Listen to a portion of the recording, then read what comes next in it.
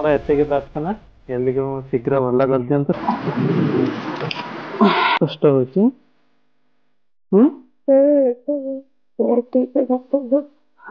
ବୋଉ ଏବେ ସକାଳୁ ସକାଳୁ ଉଠିକି ନିଜେ ଆମର ଘରେ ମଦକ ବନଉଛନ୍ତି ଗଣେଶ ଠାକୁରଙ୍କ ପାଇଁ।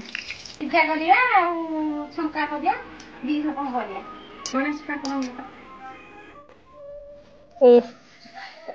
ପୁରା ପଣ୍ଡା ଆଉ ଠିକ ଅଛି। ଠାକୁରଙ୍କ ଆଣିଆ ଆମର ଏବେ ଗଣେଶଜୀଙ୍କୁ ବସେଇବା ଏବେ ତାଙ୍କର ସିଂହାସନ ଏବେ ଆଣିବି। ବହୁତ ସୁନ୍ଦର ଲାଗୁଛି ଠାକୁରଙ୍କୁ ଏବେ ଆଣିକି ବସେଇବା। ତାଙ୍କର ସିଂହାସନ ବହୁତ ବଢିଆ ହେଇଛି। ଗେଲି ତାକୁ ବହୁତ ବଢିଆ କଲରିଂ କରିଛି। ଗଣେଶ ଆସିଗଲେ। ଗଣପତି ବାପ୍ପା ମୋରିଆ ମଙ୍ଗଳ ମୂର୍ତ୍ତି ମୋରିଆ। ତମର ମୂର୍ତ୍ତିକା ଆସିଗଲେ।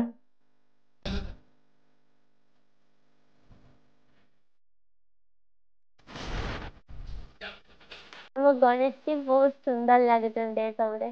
ତାଙ୍କ ଫେସ୍ ତ ବହୁତ ସୁନ୍ଦର ହେଇଛି। ଖାଲି ଖୋଲା ହବା ପରେ ସେମାନେ ଦେଖିବେ ଗଣେଶଜୀଙ୍କ ଫେସ୍।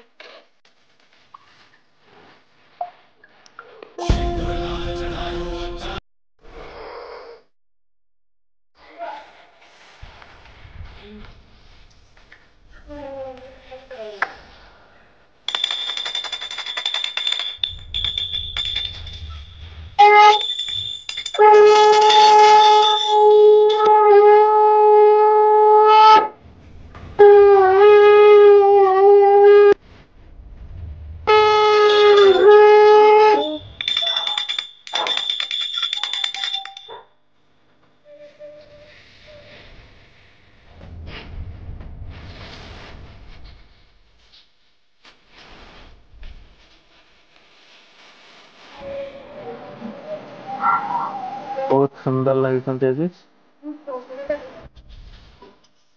ଆପଣ ସମସ୍ତଙ୍କୁ ଗଣେଶ ଚତୁର୍ଥୀର ବହୁତ ସାରା ଶୁଭେଚ୍ଛା ଜଣାନ୍ତୁ। ଗଣେଶଜୀ ଆପଣ ସମସ୍ତଙ୍କୁ ବହୁତ ଭଲରେ ରଖନ୍ତୁ, ବହୁତ ଖୁସିରେ ରଖନ୍ତୁ ଆଉ ସୁସ୍ଥ ରଖନ୍ତୁ। ଆଜି ଆମେ ସମସ୍ତେ ଘରେ ଗଣେଶ ପୂଜା ପାଳନ କଲୁ। ନିଜେ ଗଣେଶ ମୂର୍ତ୍ତି ତିଆରି କରିକି ଗେଲି ନିଜେ ଗଣେଶ ମୂର୍ତ୍ତି ତିଆରି କଲା। ଆମେ ନିଜେ ପୂଜା କଲୁ ଗଣେଶଙ୍କୁ। ବହୁତ ଭଲ ଲାଗିଲା। ଆମେ ସାଙ୍ଗ ହେଇକି ପୂଜା କଲୁ ଗଣେଶ ପୂଜା। ମୋର ଏତିକି ପ୍ରାର୍ଥନା କେମିତି ମୁଁ ଶୀଘ୍ର ଭଲ କରିଦିଅନ୍ତୁ, ଶୀଘ୍ର ତା ଗୋଡରେ ଠିଆ କରିଦିଅନ୍ତୁ।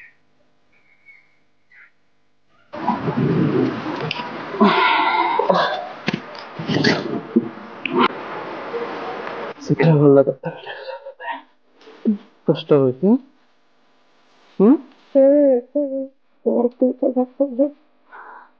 ବହୁତ ଟାଇମ ଟିକେ ଭଲସେ ବସିଗଲାଣି ନା ଟିକେ କଷ୍ଟ ହଉଛି।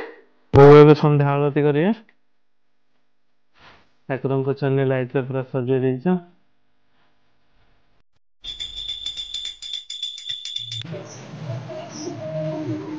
ମଉସା ମାଉସୀ ସନ୍ଧ୍ୟାବେଳେ ଆସିକି ପହଞ୍ଚିଲେ ଠାକୁର ଦେଖିବାକୁ।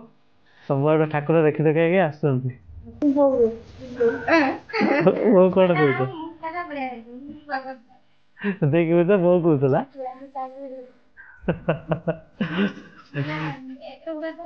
ଫାଷ୍ଟ ଟାଇମ କଲି। ଫାଷ୍ଟ ଟାଇମ ମୂର୍ତ୍ତି କରୁଛି ମୁଁ।